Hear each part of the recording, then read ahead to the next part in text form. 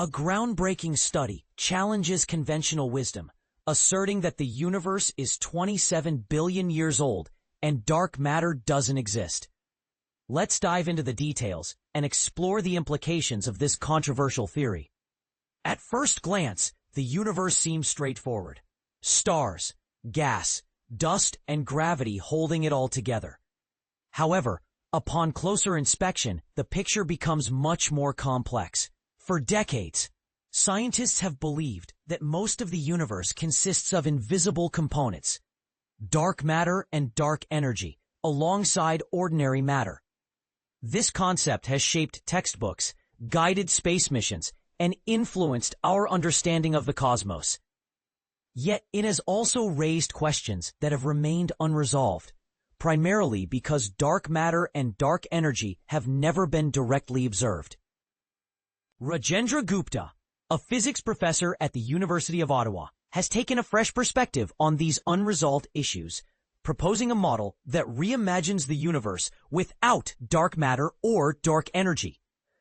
Gupta's model combines two ideas: covariant coupling constants, CCC, and tired light, TL.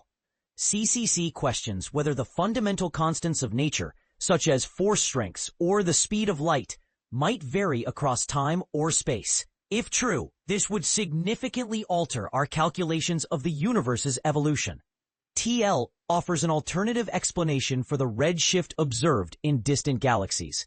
Rather than attributing it solely to cosmic expansion, TL suggests that photons lose energy over vast distances, causing their color to shift towards the red spectrum. The CCC+TL model aims to account for cosmic signals without invoking dark matter or dark energy.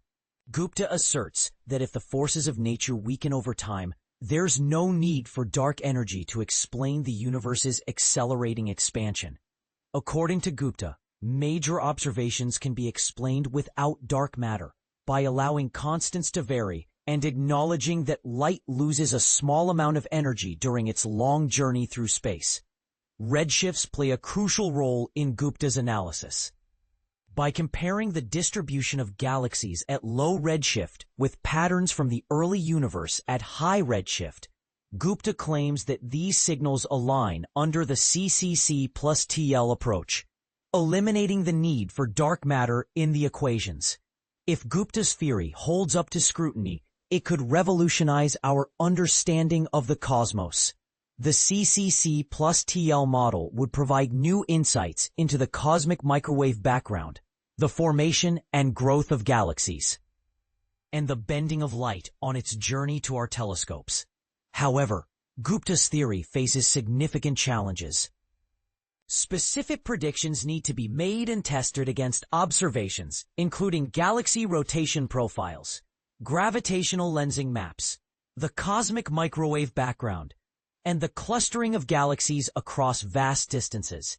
To validate or refute Gupta's theory, researchers must carefully compare models, using the same data pipelines and error checks.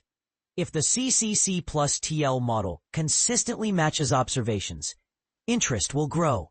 Conversely, if it fails to explain a critical observation, that will become evident. The future of cosmology hinges on the outcome of these tests.